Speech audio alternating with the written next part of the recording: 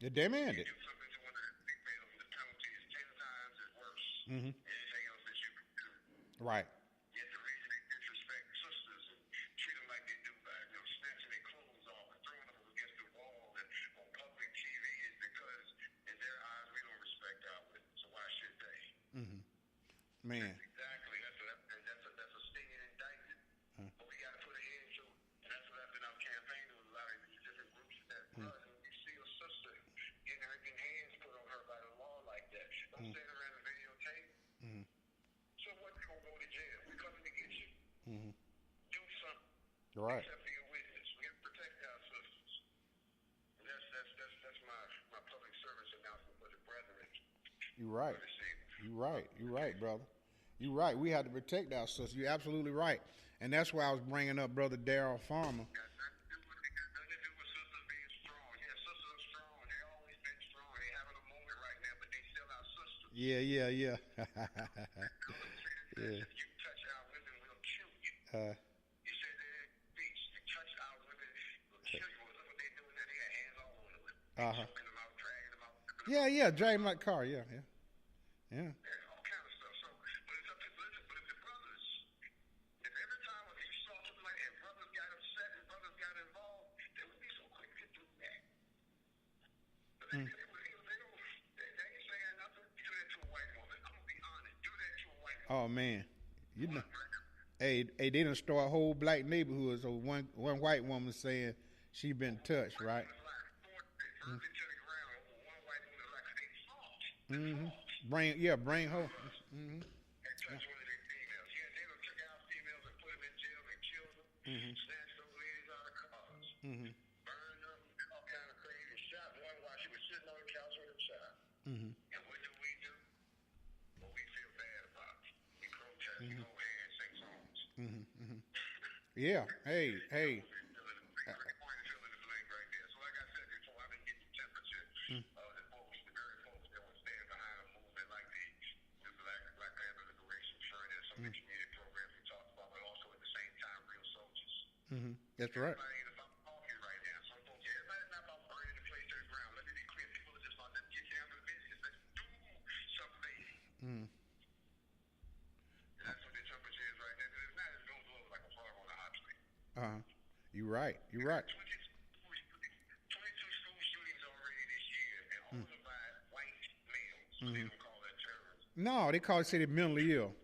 They said mentally ill. Yeah, there's a whole lot of mentally ill people out there. Yeah. And all of them white look like, yeah. The disease that only affects white males. Right. You get me for a fool. But if we don't start to think about protecting our own, it's only going to get worse. And all I'm saying is that the brothers collectively, we have to start to protect our sisters. Don't be intimidated because they coming on strong. They still your sisters. And we see what happened in the last week. We're here in 2018, and we got a young lady nude on the ground. Yeah. Cop grabbed her up. Yeah. Took all the clothes off. I mean, went up. Headline news. Yeah. Headline news. 65-year-old woman. Snatched out of her car. I'm pretty sure crazy stuff happens in a lot of different races. But Yeah. you don't put it on TV because the men ain't having that. No. They not. Yes, you right. We had about 3 years ago, they caught all the white kids on the bus. They were singing a little song in the videotape. Y'all remember that? They were talking about lynching us. Remember that? And the tape got out. Everybody got kicked out of school, but you didn't hear about them kids no more. Nor did you hear about their parents. No. Everybody faded to black, so to speak. Yeah. Okay. Meanwhile, they will continue to parade this situation with us across the TV because it's entertaining, because it shows our lack of respect for our women. Yeah. That's my soapbox. Let me put my soapbox away, brother. I think, we had an argument. We went argument. We was talking about the last couple of radio shows. I was asking people, what does black consciousness look like, right? What is black consciousness? And then everybody gave me this, philosophical, metaphysical, view of what consciousness is. And I said, and I was actually at an event, and I said, don't you think consciousness is awareness, right? And awareness precipitate action, right? So if you have, you driving a car, and you're aware of your surroundings, you're aware of the different cars. So so you become conscious. I'm having some feedback. All right. So you become conscious if you have this. If you're driving a car. Okay. Well, I look. Sound like I was on. Yeah, I'm talking on two different. Yeah. Yeah, I'm kind of getting feedback. Well, anyway, hey, yeah, I'm getting the feedback. Well, anyway, what I was saying was that, consciousness precipitate action. So if you have action, if you're in a car and you drive around in the car, and then and you're aware of your surroundings, and then what do you do if you see somebody coming in your lane, right? You precipitate action. You get out the way, right? You turn a different way. You try to evade and avoid, right? Or you slow down to keep from running in the back of somebody. That is consciousness and precipitating action. So that's one thing that we have to really focus on as far as looking out for our, being aware of having a consciousness, right? You know, so so that's one thing that we have to be aware of, right?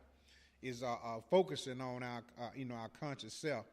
Now, I was getting feedback on one of my phones, Brother Jay. That's why I had to kind of cut it off because I could hear myself talking, right? You know what I mean? So just hold on for a minute. We try to work this problem out. You know what I'm saying? Hold on. Anyway, so just that consciousness, right? And what Brother Jay was saying was right. And I think that by having these things come out and seeing our women mistreated so roughly, right? It should be a wake-up call. Well, I don't know what was a wake-up call because we keep seeing these things over and over again. People hanging from, God's sake, I ain't seen nobody hanging from bushes since I was a child. You know what I mean? Now we see black people hanging from these different bushes and everything. And I beg the question, right? So what are we doing? That's why I brought up Brother Daryl Farmer. Well, now at least he went into these department stores about talking to people about mistreating our women, all right, or speaking bad about our women. At least he went that far. Now, what do we need to do? Now, my thinking is on the problem that we had at the Waffle House downstairs. Number one, I think that, it was the right thing done. The brothers protesting down there, but they didn't follow. They didn't look at the law. They stepped on the property. They were attacked and assaulted. Another thing is they ran. You don't run. You protect the person that the police come at and surround them, right? And that's what you attempt to do, And I'm having a heck of a time trying to get my videos and everything. I don't know where I'm at now. You know what I mean? But anyway, so you do this, and and then so now what happens after that? The next thing is that you shut it down. If we don't have a way to provide an alternative in a boycott and have a clear information and clear leadership, then the boycott usually don't work that well, or they're kind of helter-skelter. They come out. But then the next thing was that instead of just going out these little random Waffle Houses, we should go to the headquarters. Not the first Waffle House, but the first Waffle House actually was Marietta. I think if I remember correctly, somebody was telling me that. My brother